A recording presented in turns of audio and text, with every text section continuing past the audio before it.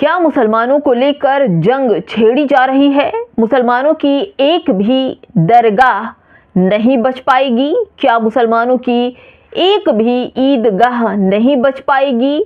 क्या मुसलमानों की एक भी मस्जिद नहीं बच पाएगी? क्योंकि जिस तरह से बुलडोज़र और अवैध बताकर लोग अनशन पर बैठ रहे हैं, तो अब ये लगता है मुसलमानों को पूरी तरह से बर्बाद किया जाना है।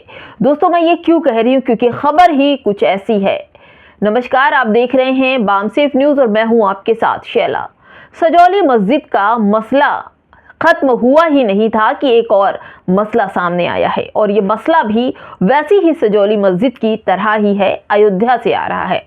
अयोध्या की ईदगाह को बताया जा रहा है कि ये अवैध है और इसे तोड़ा जाए। सरकार 2 सालों से ईदगाह के अवैध कब्जे को तोड़ नहीं रही है, लेकिन अब सरकार के ऊपर बजरंग दल का प्रेशर पड़ने लगा है। लोग थाने के बाहर अनशन करने लगे हैं। अब अगर अधिकारियों ने ईदगाह नहीं तोड़ी तो पूरी ईदगाह को खुद तोड़ेंगे, साथ ही यहाँ पर भूख हड़ताल भी शुरू हो जाएगी, क्योंकि अब इन लोगों ने पैतरा चलना शुरू कर दिया है। मोहब्बत जो है वो सारी खत्म होती जा रही है, और जिस तरह सौहार्द, लोकतंत्र और संविधान की बात करने वाले नरेंद्र मोदी आज इस सारे मसले पर खामोश हैं। जिस तरह से तनाव बढ़ रहा है, लड़ाइयाँ बढ़ रही हैं और किसी की मजबूरियों का फ़ायदा उठाकर इस तरह के काम किए जा रहे हैं। दोस्तों, ये लोकतंत्र तो नहीं है। जबकि सीजेआई ने भी कहा था कि किसी का घर आप दे नहीं सकते तो उसका घर आप तोड़ भी नहीं सकते, लेकिन यहाँ पर लगातार ऐसा चल रहा है। दोस्तों देखिए, मुस्लिम स्पेस की खबर है कि ईदगाह को अवैध कब्जा बताकर हटाने की मांग पर विरोध प्रदर्शन शुरू हो गए। इसमें कई ज़्यादा लोग, यानी 50 से 60 लोग हर वक्त 24 घंटे अनशन पर हैं, बैठे हुए हैं। हाथों में बड़ा बड़ा पोस्टर है। ईदगाह गिराने के लिए प्रदर्शन हो रहा है। अधिकारियों को चेतावनी दी जा रही है। अधिकारियों को धमकाया भी जा रहा है कि अगर आप हमारी बात नहीं मानेंगे, क्योंकि ईदगाह जो सरकारी ज़मीन पर बनी है उसको गिरा देना चाहिए, और नहीं तो फिर हम अनशन करेंगे। दोस्तों, पहले पूरी खबर आपको बता दूं।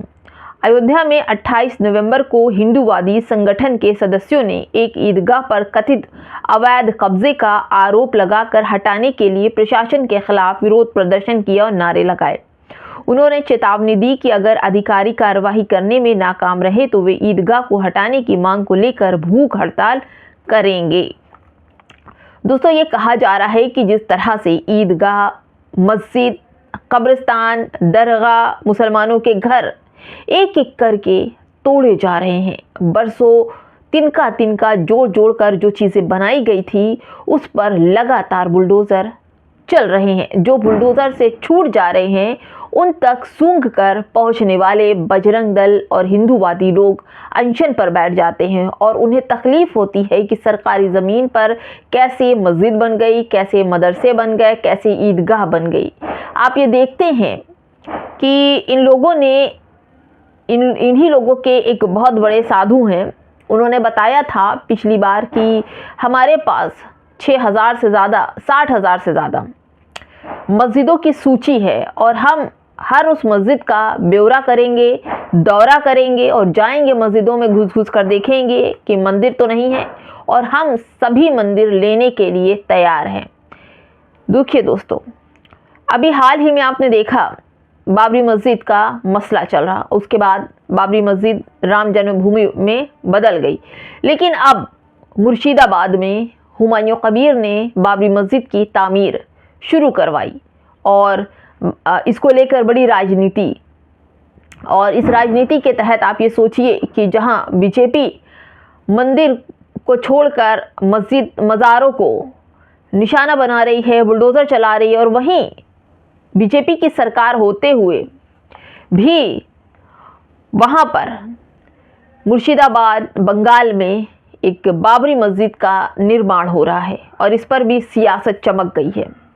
दोस्तों, इसीलिए इन सब पर शिकंजा कसा जा रहा है और मस्जिदों में नमाज ना पढ़ने देने के लिए लोग बाहर बैठे हैं कि मस्जिद में नमाज ना हो और कुरान ना पढ़ी जाए, बहुत सारी चीज़ें हैं। लेकिन लगातार मस्जिदों को निशाना बनाया जा रहा है। ईदगाह भी मस्जिद ही है जिसको निशाना बनाया जा रहा है और इसको तोड़ने के लिए लोग अनशन पर बैठे हैं।